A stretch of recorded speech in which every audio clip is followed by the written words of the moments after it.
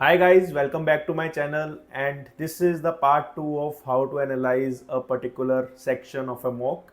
Last video में हमने discuss किया था कि VARC को कैसे एनालाइज करना है and in this video we will start with the DLR कि DLR में आपकी क्या स्ट्रेटेजी होनी चाहिए एंड DLR में अगर स्कोर कम आ रहा है then this video is highly important for you. देखो सबसे कॉमन मिस्टेक DLR में ये होती है ना कि आपको लग रहा होगा आपने 400 सेट्स कर लिए, 500 सेट्स कर लिए, 2 यूट्यूब चैनल्स फॉलो कर लिए, प्लेलिस्ट कर ली, बट उसके बाद when you start appearing for the मॉक्स आपका स्कोर नहीं आता।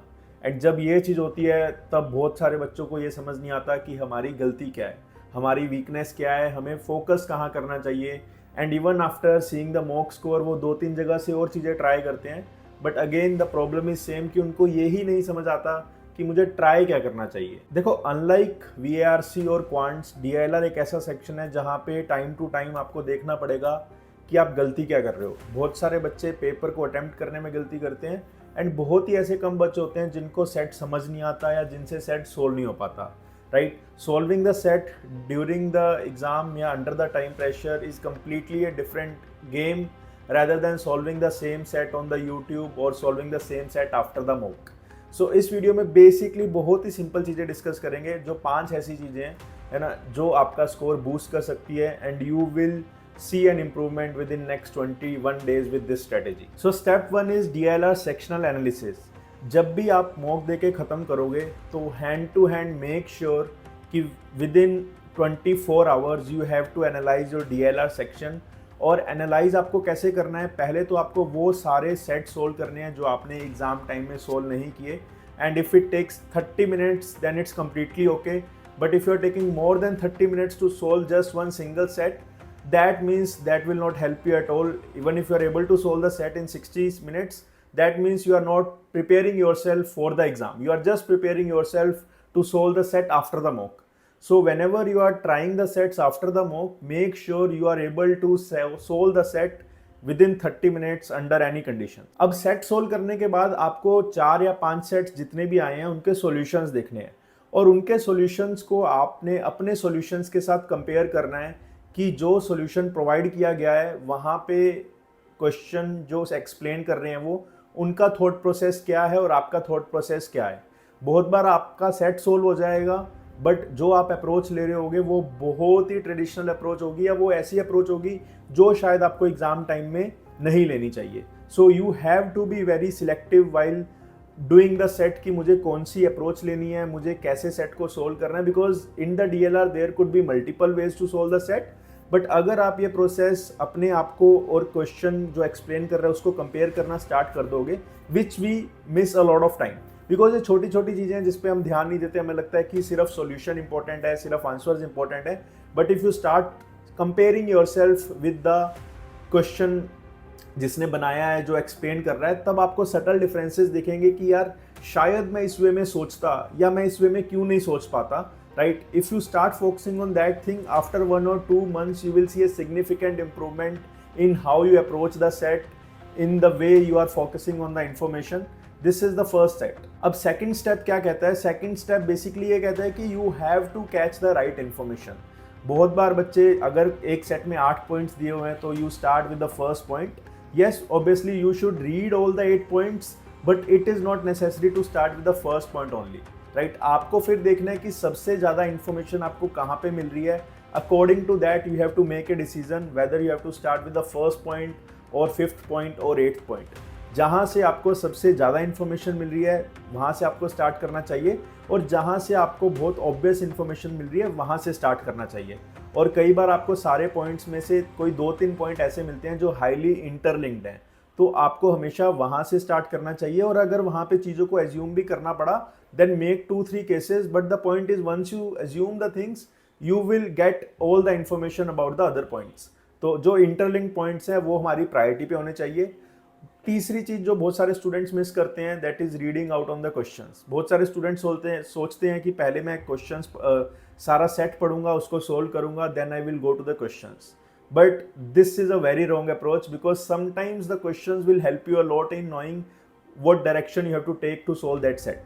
राइट, क्योंकि for example let's say if वाले क्वेश्चंस हैं, तो अगर इफ़ वाले क्वेश्चंस हैं that means there will be multiple cases, और अगर क्वेश्चन में डेफिनेट आंसर आ रहा है तो that means the solution, the answer that you will get after solving the set, वहाँ पे मिनिमम 1 या मैक्सिमम 2 केस ही होंगे और उसमें भी बहुत कुछ ओवरलैप होगा। तो आपको बस फोकस करना है कि आपका कैसे ना कैसे राइट आंसर आ जाए। और क्वेश्चंस में आपको ऑप्शंस पे भी ध्यान देने हैं। समटाइम्स अगर आपका कहीं भी सेट अटका हुआ है तो शायद ऑप्शंस कई बार हेल्प कर जाते हैं। इन एक्चुअल एग्जाम पास्ट ईयर्स में भी ऐसा हुआ है कि फॉर एग्जाम्पल लेट्स से there is a set based on some numbers and the question is how many marks did Parul score. So अब आपको पता नहीं लग रहा कि कितने मार्क्स हो सकते हैं, बट आप ऑप्शंस में जाओगे, there will be only 4 options.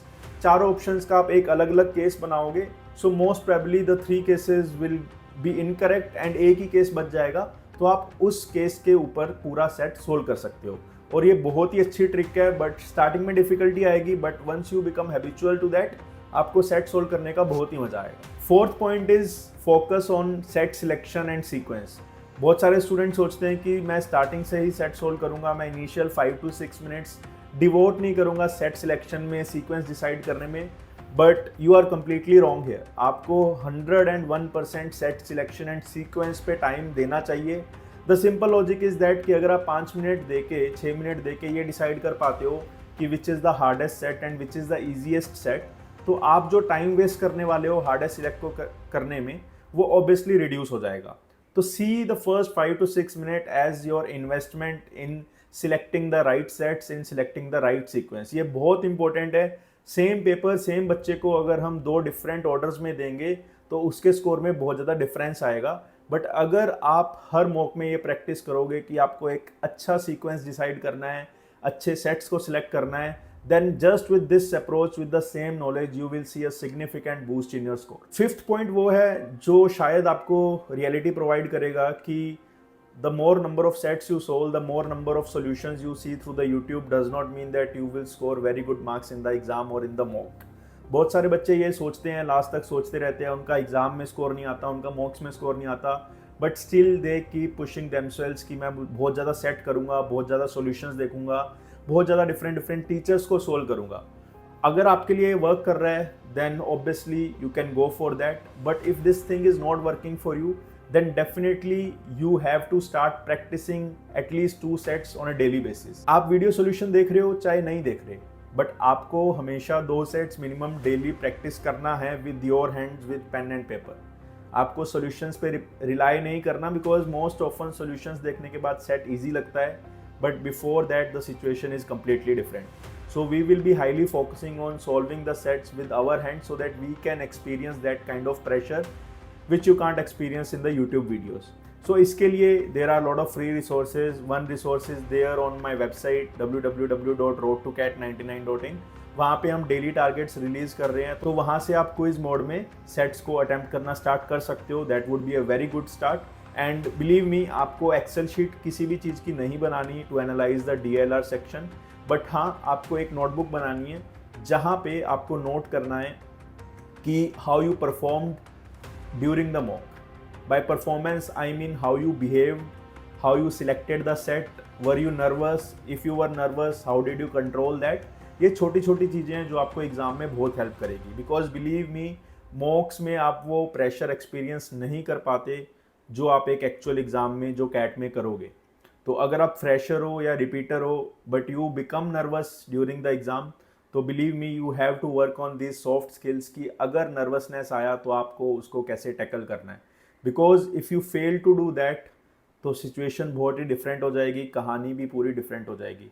So you have to make sure कि आप वो सब चीज़ों पे कहीं ना कहीं लैग नहीं कर रहे, बिकॉज DLR में ऐसा बिल्कुल भी नहीं है कि आपने बहुत ज़्यादा सेट सोल्व करने होने चाहिए, है ना। डिसेंट अमाउंट है कि 300-400 सेट्स किसी ने किए हुए हैं, so that means you are prepared for the DLR। बस उसके बाद आपको इन एंड आउट मॉक्स पे ही फोकस करना है। And if you are looking someone who can help you with the quants and DLR, so you can check out my booster course that is there on my website. Thank you and bye bye.